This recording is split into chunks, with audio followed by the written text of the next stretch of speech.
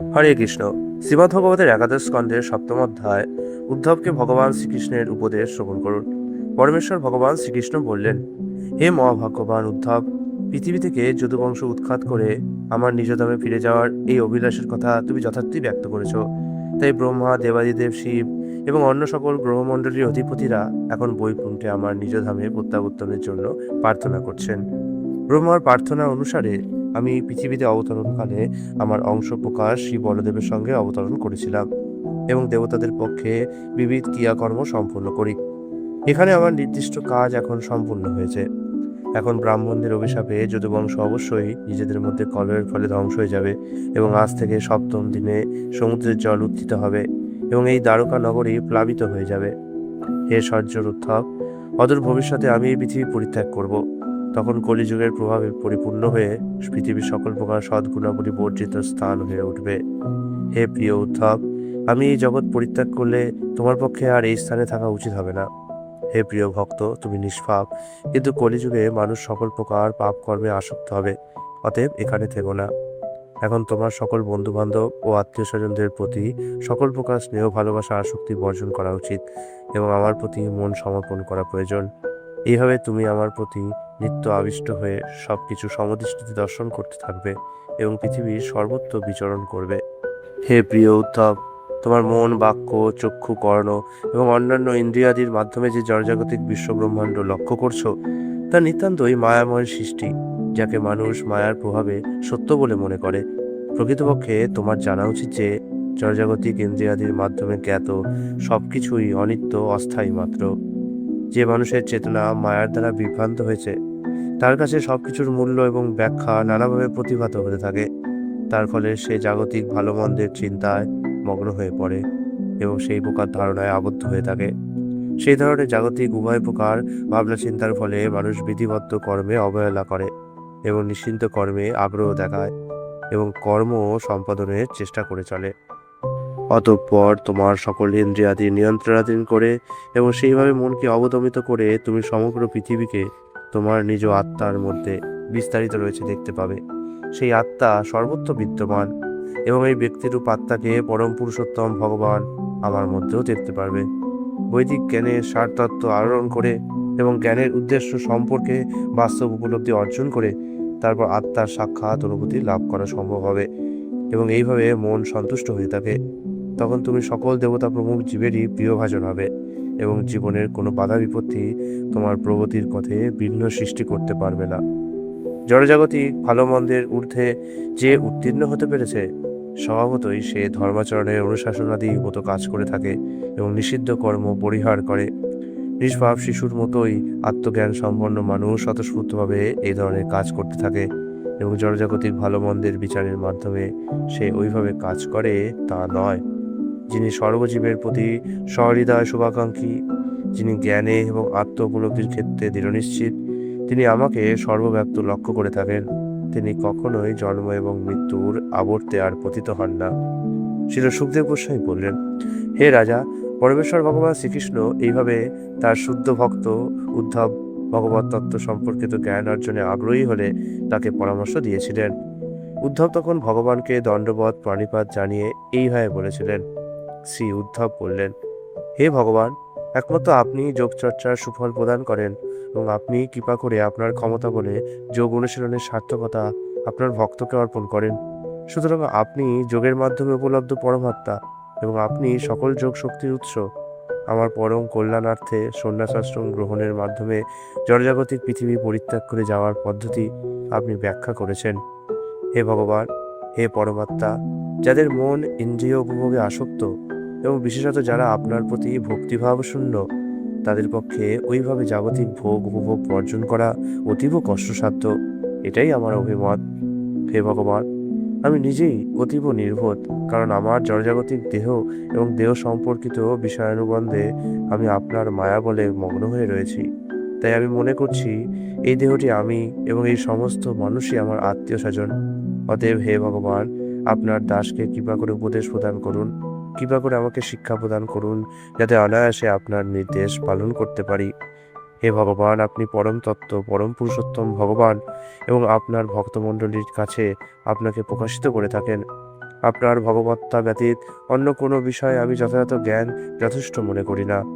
অন্য কেউ আমাকে যথার্থ জ্ঞান বোঝাতে পারে না। এমনকি স্বর্গের দেবতাদের মাঝে তেমন যথার্থ শিক্ষক লক্ষ্য করা যাবে না। বাস্তবিকই ব্রহ্মা প্রমুখ দেবতাদের সকলেই আপনার মায়া শক্তিতে আচ্ছন্ন হয়ে আছেন। তারাও বদ্ধজীবের মতো নিজেদের জড়দেহ ধারণ করেন এবং তাদের দৈহিক অংশপ্রকাশই সর্বোত্তম বলে মনে করেন। সুতরাং হে ভগবান, জড়জাগতিক জীবনে বিপর্যস্ত হয়ে এবং তার মাঝে দুঃখ কষ্টে জর্জরিত হয়ে এখন আমি আপনার কাছে আত্মসমর্পণ করছি। আপনি যথার্থ প্রভু, আপনি অনন্ত, সর্বজ্ঞ, পরম পুরুষোত্তম ভগবান। সকল দুঃখ কষ্ট থেকে বিবর্জিত বৈকুণ্ঠ ধামে আপনার চিন্ময় আবাস। বস্তুত আপনি শ্রী নারায়ণ রূপে সকল জীবের যথার্থ মৃত্যুরূপে সুবেদিত। পরমেশ্বর ভগবান উত্তর দিলেন, সচরাচর যেসব মানুষ দক্ষতার সঙ্গে জড়জগতের যথার্থ পরিস্থিতি বিচার বিশ্লেষণ করতে পারে, তারা তুচ্ছ জড়জাগতিক ভোগ উপভোগময় অশুভ জীবনযাত্রার ঊর্ধ্বে নিজেদের উন্নীত করে তুলতে সক্ষম হয়। কোনো বুদ্ধিমান মানুষ তার চারদিকের জগৎ পর্যবেক্ষণে দক্ষ হলে এবং যথার্থ বিচার বুদ্ধি প্রয়োগ করতে সক্ষম হলে তার নিজ বুদ্ধি বলে যথাযথ উপকার লাভ করতে পারেন। এইভাবেই কোনো কোনো ক্ষেত্রে কোনো মানুষ নিজের পারমার্থিক শিক্ষাগুরু রূপে জীবনচর্চার সক্ষম হয়ে উঠতে পারেন। মানব জীবনে যারা আত্মসংযমী এবং সাংখ্যযোগে অভিজ্ঞ, তারা প্রত্যক্ষভাবে আমার সকল শক্তির মাধ্যমে আমাকে দর্শন করতে পারেন। এই জগতে নানা ধরনের শরীর সৃষ্টি হয়েছে। কোনটি এক পদ, অন্যেরা দ্বিপদ, ত্রিপদ, চতুষ্পদ কিংবা বহু পদ বিশিষ্ট। আবার আরও অনেকের কোনো পা থাকে না। তবে এই সকলের মধ্যে মানবরূপই আমার কাছে সর্বাপেক্ষা প্রিয়। যদিও পরমেশ্বর ভগবান রূপে আমাকে সাধারণ ইন্দ্রিয়াদির অনুভূতির মাধ্যমে কখনোই বিদ্ধৃত করা যায় না, তবুও মানব জীবন লাভে সৌভাগ্যবান জীবগণ তাদের বুদ্ধিবৃত্তি এবং অনুভূতির অন্যান্য বৈশিষ্ট্য দিয়ে প্রত্যক্ষভাবে আমাকে দর্শন করতে পারে এবং পরোক্ষভাবে বিভিন্ন লক্ষণাদির মাধ্যমে আমাকে উপলব্ধিও করতে পারে। এই প্রসঙ্গে মুনি ঋষিগণ মহাবলশালী যদুরাজ এবং এক অবধূতের কথোপকথন বিষয়ে একটি ঐতিহাসিক কাহিনী বর্ণনা করেন। একবার মহারাজ যদু এক অতি তরুণ এবং জ্ঞানবান নির্ভীকভাবে ভ্রমণশীল ব্রাহ্মণ অবধূত সন্ন্যাসীকে দেখেছিলেন। রাজা স্বয়ং আধ্যাত্ম বিজ্ঞানে পারদর্শী ছিলেন বলে ওই তরুণের কাছে নিম্নরূপ প্রশ্ন উত্থাপনের সুযোগ গ্রহণ করেছিলেন। শ্রী যদু বলেছিলেন, হে ব্রাহ্মণ, আমি লক্ষ্য করছি যে আপনি কোনো প্রকার ব্যবহারিক ধর্মাচরণে নিয়োজিত নন এবং তা সত্ত্বেও এই জগতের সব কিছু এবং সব মানুষের সম্পর্কেই আপনি অতি উদার জ্ঞান আরোহণ করেছেন। হে মহাশয়, আপনি কৃপা করে আমাকে বলুন, কেমন করে এমন অসাধারণ বুদ্ধি আপনি লাভ করলেন এবং ঠিক একজন শিশুর মতো সারা পৃথিবীময় স্বচ্ছন্দে পর্যটন করতে পারছেন। সাধারণত মানুষ ধর্মাচরণের জন্য আর্থিক প্রগতির উদ্দেশ্যে ইন্দ্রিয় উপভোগের বাসনায় এবং পারমার্থিক আত্মতত্ত্ব জ্ঞান লাভের বাসনায় কঠোর পরিশ্রম করে থাকে, আর তাদের সাধারণ উদ্দেশ্য থাকে আয়ুবৃদ্ধি, যশবৃদ্ধি এবং জাগতিক ঐশ্বর্য বৃদ্ধি তথা সেইগুলির পরিপূর্ণ উপভোগ। অবশ্য আপনি যদিও কর্মক্ষম, সুশিক্ষিত, সুশ্রী এবং সুবক্তা, তবুও আপনি কোনো কাজে নিয়োজিত নেই, কোনো কিছুই বাসনা করেন না। বরং আপনাকে জড়বুদ্ধি সম্পন্ন উন্মাদ বলে মনে হয়, যেন আপনি ভূত পিশাচের মতো প্রাণী ছিলেন। যদিও জড়জাগতিক পৃথিবীর মধ্যে সর্বত্র সমস্ত মানুষ কামনা বাসনার মহা দাবাগ্নিতে জ্বলছে, তবুও আপনি মুক্তভাবে বিচরণ করছেন এবং অগ্নি জ্বালায় দগ্ধ হচ্ছেন না। আপনি যেন ঠিক দাবাগ্নি থেকে বেরিয়ে এসে গঙ্গা নদীর জলে দাঁড়িয়ে থেকে আশ্রয় গ্রহণ করছেন। এ ব্রাহ্মণ, আমরা লক্ষ্য করছি যে আপনি জড়জাগতিক কোনো প্রকার ভোগ উপভোগের সম্পর্ক শূন্য রয়েছেন এবং আপনি নিঃসঙ্গভাবে কোনো সাথী সহযোগী কিংবা পরিবার পরিজন বর্জন করেছেন। তাই আমরা যেহেতু আকুলভাবে আপনার কাছে অনুসন্ধান করছি, সেই কারণে আপনার মধ্যে যে পরম ভাবোল্লাস আপনি তা উপভোগ করছেন, কৃপা করে সেই বিষয়ে বর্ণনা করুন। ভগবান শ্রীকৃষ্ণ আরও বললেন, বুদ্ধিমান মহারাজ যদু ব্রাহ্মণদের প্রতি অতীব শ্রদ্ধাশীল বলে নতমস্তকে প্রতীক্ষা করছিলেন এবং মহারাজের আচরণে সন্তুষ্ট হয়ে সেই ব্রাহ্মণ বলতে শুরু করলেন। ব্রাহ্মণ বললেন, হে প্রিয় মহারাজ, আমার বুদ্ধি প্রয়োগের মাধ্যমে বহু পারমার্থিক গুরুবর্গের আশ্রয় আমি গ্রহণ করেছি। তাদের কাছ থেকে পারমার্থিক দিব্য জ্ঞানের উপলব্ধি অর্জন করে এখন আমি মুক্তভাবে জগতে বিচরণ করছি। আমি যেভাবে সেই সব কথা বর্ণনা করছি, কৃপা করে তা শ্রবণ করুন। হে মহারাজ, আমি 24 জন গুরুর আশ্রয় গ্রহণ করেছি। তারা হলেন পৃথিবী, বাতাস, আকাশ, জল, আগুন, চাঁদ, সূর্য, পায়রা এবং অজগর সাপ, সমুদ্র, পতঙ্গ, মৌমাছি, হাতি এবং মধুচর হরিণ, মাছ, পিঙ্গলা, বার্নারি, কুরুর পাখি এবং শিশু, এবং বালিকা, তীরন্দাজ, সাপ, মাকড়সা এবং সর্বশেষে ভ্রমর। হে রাজা, তাদের কাজকর্ম লক্ষ্য করে আমি আত্মতত্ত্ব জ্ঞান লাভ করেছি। হে মহারাজ যয়াতি, হে ব্যাঘ্রসম পুরুষ, এই সকল গুরুর কাছ থেকে আমি কি কি শিক্ষা লাভ করেছি তা আপনাকে বর্ণনা করছি। যখনই কোনো ধীর স্থির ব্যক্তি অন্যান্য জীবের দ্বারা আক্রান্ত হয়, তখন তার বোঝা উচিত যে আক্রমণকারীরা ভগবানেরই নিয়ন্ত্রণে অসহায়ভাবে কাজ করছে, তাই তার পক্ষে উন্নতির পথ থেকে বিচ্যুত হওয়া অনুচিত। পৃথিবী থেকে এই শিক্ষা আমি লাভ করেছি। অন্যের সেবায় নিজের সকল প্রচেষ্টা উৎসর্গ করা এবং নিজের অস্তিত্ব রক্ষার মূল উদ্দেশ্যরূপ অন্য সকলের কল্যাণ সাধন করার আদর্শ আমি পর্বতের কাছ থেকে সাধু পুরুষের শিক্ষা হিসেবে গ্রহণ করেছি। তেমনি বৃক্ষের শিষ্যরূপেও অন্য সকলের সেবায় নিজেকে উৎসর্গ করা আমি শিক্ষা লাভ করেছি। কোনো জ্ঞানবান মুনি সরলভাবে জীবনযাপনে সন্তুষ্ট থাকেন এবং জড়েন্দ্রিয়গুলিকে সন্তুষ্ট করার মাধ্যমে তৃপ্তি পেতে চান। পরোক্ষভাবে জড়জাগতিক শরীরটিকে এমনভাবে সন্তুষ্ট রাখতে হবে যাতে যথার্থ উচ্চ জ্ঞান সম্পন্ন বিপর্যস্ত না হতে পারে এবং মন ও বাক্য কখনোই আত্মজ্ঞান উপলব্ধির পথ থেকে বিচ্যুত না হতে পারে। পরমার্থ বিষয়ে জ্ঞানী এবং আত্মসংযমী ব্যক্তিরও চতুর্দিকে অগণিত ভালো এবং মন্দ জড় বিষয়াদি পরিবেষ্টন করেই থাকে। অবশ্যই যিনি জাগতিক ভালো এবং মন্দ বিষয়াদির প্রভাব অতিক্রম করেছেন, তিনি কোনো মতেই জড় বিষয়ে সংশ্লিষ্ট হন না, বরং তিনি যেন বাতাসের মতোই নির্লিপ্ত হয়ে চলেন। যদিও আত্মজ্ঞান সম্পন্ন জীবাত্মা এই জগতে বিভিন্ন জড়জাগতিক শরীরের মধ্যে অধিষ্ঠিত হয়ে সেগুলির বিবিধ গুণাবলী ও কার্যপদ্ধতির অভিজ্ঞতা লাভ করতে থাকে, তা সত্ত্বেও সে কখনো তাতে জড়িত হয়ে পড়ে না। ঠিক যেভাবে বাতাস বিবিধ গন্ধ বহন করলেও বস্তুত তাদের সাথে মিশে যায় না। মননশীল মুনি ঋষি জড়জাগতিক দেহধারী হলেও নিজেকে শুদ্ধ চিন্ময় আত্মা রূপেই তার উপলব্ধি করা উচিত। সেইভাবেই প্রত্যেক মানুষেরই বোঝা উচিত যে চিন্ময় আত্মা সচল এবং নিশ্চল সকল প্রকার জীবরূপের মধ্যেই প্রবেশ করে এবং প্রত্যেক আত্মাই এই কারণে সর্বব্যাপী। মুনি ঋষির পক্ষে আরও উপলব্ধি করা উচিত যে পরমাত্মা রূপে পরমেশ্বর ভগবান একই সাথে সকল বস্তুর মধ্যে বিদ্যমান থাকেন। জীবাত্মা এবং পরমাত্মা উভয়েরই মধ্যে তুলনা করা যেতে পারে আকাশের প্রকৃতির সঙ্গে। যদিও আকাশ সর্বব্যাপী এবং সবকিছুই আকাশের মধ্যে বিরাজ করে আছে, তবু আকাশ কোনো কিছুর সঙ্গে মিশে যায় না, কিংবা কোনো কিছুর দ্বারা তাকে বিভক্ত করাও সম্ভব হয় না। যদিও প্রচণ্ড বাতাসে মেঘ এবং ঝড় আকাশের প্রান্তে উড়ে যায়, তবুও এই সব ক্রিয়াকর্মের দ্বারা আকাশ কখনো ভারাক্রান্ত কিংবা ক্ষুব্ধ হয়ে ওঠে না।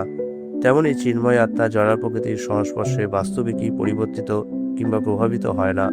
যদিও জীব ক্ষিতি অপ ও তেজ দ্বারা গঠিত শরীরের মধ্যে প্রবেশ করে থাকে এবং মহাকালে দ্বারা সৃষ্ট প্রকৃতির ত্রৈগুণ্যের মাধ্যমে তা প্রতিভাত হয়, তা হলেও তার নিত্য শাশ্বত চিন্ময় প্রকৃতি বাস্তবিকই কখনো কলুষিত হয় না। হে মহারাজ, কোনো মুনি ঋষি ঠিক জলের মতো, কারণ তিনি সকল প্রকার কলুষতা মুক্ত। শান্ত মধুর প্রকৃতির মানুষ তিনি এবং মিষ্ট বচনের মাধ্যমে জল প্রবাহের মতো মনোরম ভাবতরঙ্গ সৃষ্টি করেন। এই ধরনের সাধু পুরুষকে দর্শন, স্পর্শ কিংবা শ্রবণের মাধ্যমেই জীব শুদ্ধ হয়ে ওঠে। ঠিক যেভাবে পবিত্র জলের স্পর্শে মানুষ শুদ্ধতা অর্জন করে থাকে, তাই ঠিক কোনো তীর্থস্থানের মতোই কোনো সাধু পুরুষ তার সঙ্গে যারাই সম্পর্ক লাভ হয় তাদের সকলকেই পবিত্র করে তোলেন, কারণ তিনি নিয়তই ভগবানের মহিমা কীর্তন করতে থাকেন। সাধু পুরুষেরা তপস্যার মাধ্যমে তেজদীপ্ত হয়ে ওঠেন। তাদের চেতনা অবিচল থাকে, কারণ তারা জড়জগতের কিছুই উপভোগের প্রয়াসী হন না। এই ধরনের স্বভাবসিদ্ধ মুক্ত ঋষিগণ ভাগ্য বলে যতটুকু তাদের কাছে উপস্থাপিত হয়ে থাকে সেই মাত্র আহার্য গ্রহণ করে থাকেন, এবং যদি ঘটনাক্রমে কলুষিত খাদ্য তাদের গ্রহণ করতেও হয় তাতেও তাদের কোনো ক্ষতি হয় না, যেন তারা আগুনের মতোই সমস্ত কলুষিত সামগ্রী দহন করে ফেলেন। সাধু পুরুষ ঠিক যেন আগুনের মতো, কখনো প্রচ্ছন্নভাবে আত্মপ্রকাশ করেন, আবার কখনো নিজেকে গোপন করে রাখেন। যথার্থ সুখ শান্তির অভিলাষী বদ্ধ জীবগণের কল্যাণে সাধু পুরুষ পারমাত্মিক সদ্গুরুর পূজনীয় মর্যাদায় অধিষ্ঠিত হতে পারেন এবং সেইভাবে তিনি তার উদ্দেশ্যে পূজা নিবেদনকারীদের অর্ঘ্য স্বীকার করে তাদের সকল প্রকার অতীত এবং ভবিষ্যতের পাপময় কর্মফল আগুনের মতো প্রস্ফুটিত করে দেন। বিভিন্ন আকারের ও প্রকৃতির জ্বালানি কাঠের টুকরোর মধ্যে আগুন যেমন বিভিন্নভাবে প্রকাশিত হয়, তেমনি সর্বশক্তিমান পরমাত্মাও উত্তম শ্রেণী ও নিম্ন শ্রেণীর বিভিন্ন জীবরূপের মধ্যে প্রবেশ করে তার নিজের শক্তি বলে প্রত্যেকের স্ব পরিচিতি ধারণ করে থাকেন। জন্ম থেকে শুরু করে মৃত্যুতে বিনাশ পর্যন্ত এই জড়জীবনের বিভিন্ন অবস্থাগুলির সবই দেহের বিকার মাত্র, আর তা আত্মাকে কোনোভাবে প্রভাবিত করে না। ঠিক যেমন আপাত প্রতীয়মান চন্দ্রের হ্রাস বৃদ্ধি হয়, তা কখনোই চন্দ্রকে প্রভাবিত করে না, তেমনি কালের অব্যক্ত গতির দ্বারা এই পরিবর্তন সবল ঘটে থাকে। অগ্নিশিখা প্রতি মুহূর্তে জ্বলে এবং নেবে, তবু এই সৃষ্টির আর বিনাশের কাণ্ড সাধারণ মানুষের দৃষ্টিতে লক্ষ্য করা যায় না। তেমনি মহাকালের শক্তিশালী তরঙ্গগুলি নদীর স্রোতের মতোই নিত্য প্রবাহমান রয়েছে এবং সকলের অলক্ষ্যে অগণিত জড়দেহের জন্ম, বৃদ্ধি এবং মৃত্যুর কারণ সৃষ্টি করে চলেছে। আর তা সত্ত্বেও আত্মা প্রতিনিয়ত তার অবস্থান মর্যাদা পরিবর্তনের জন্য বাধ্য হয়ে থাকলেও কালের গতি উপলব্ধি করতে সক্ষম হয় না।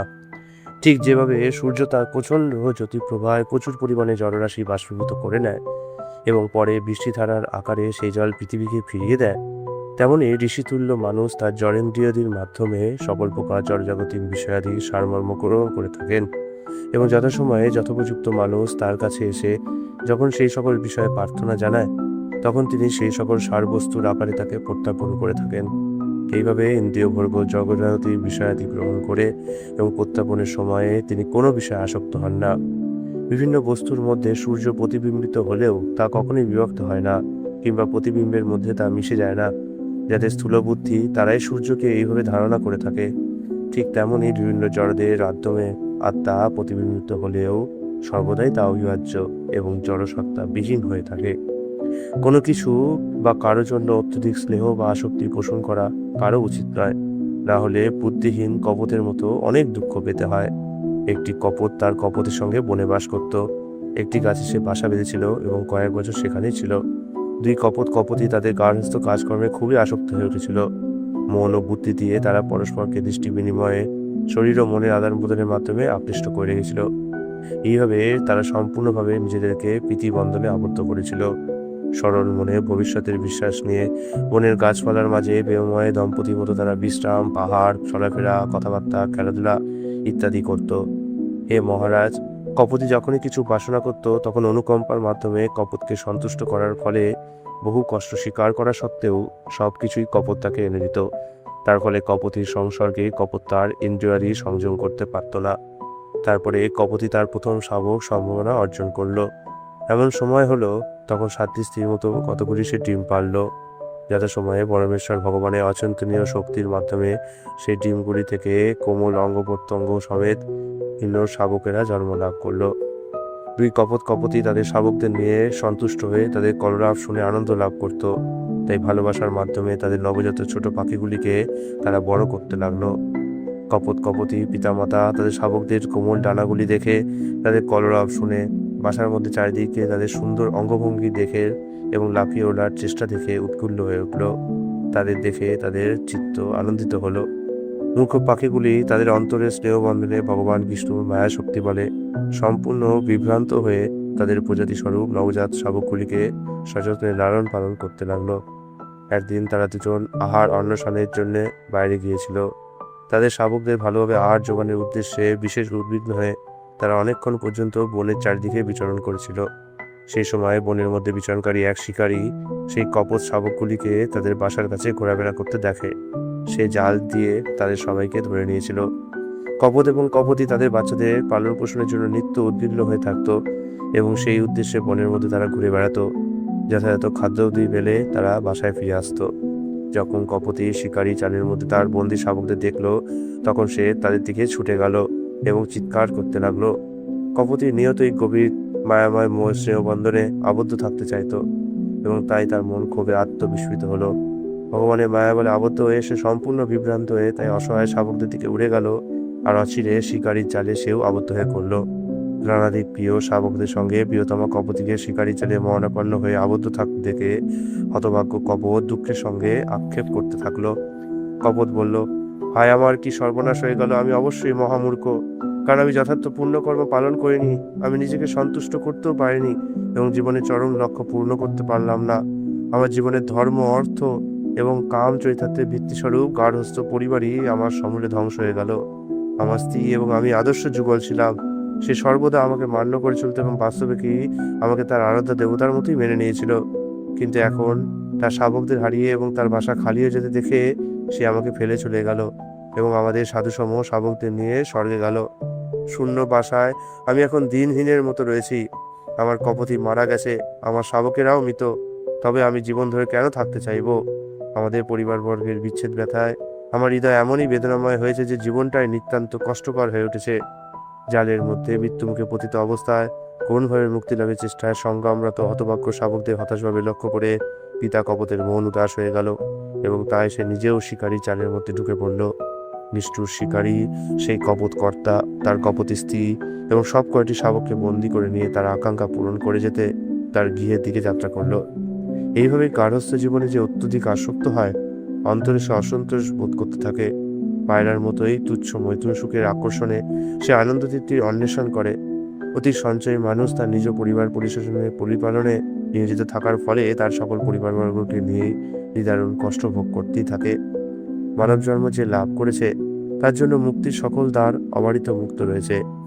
কিন্তু এই কাহিনীর মূর্খ পাখির মতো যদি কোনো মানুষ শুধুমাত্র তার গার্হস্থ্য জীবনেই আত্মনিয়োগ করে থাকে, তাহলে মনে করতে হবে যে কেবলই পদস্খলিত হয়ে অধঃপতিত হওয়ার জন্যই সে এক অতি উচ্চ স্থানে আরোহণ করেছে। ইতি শ্রীমদ্ভগবতের একাদশ স্কন্ধের উদ্ধবকে ভগবান শ্রীকৃষ্ণের উপদেশ নামক সপ্তম অধ্যায়ে কৃষ্ণদীপা শ্রীমূর্তি ছিল অবচারণবৃন্দ ভক্তিবেদান্ত স্বামী প্রভুপাদের বিনীত সেবক বৃন্দ কৃত অনুবাদ সমাপ্ত হল। হরে কৃষ্ণ।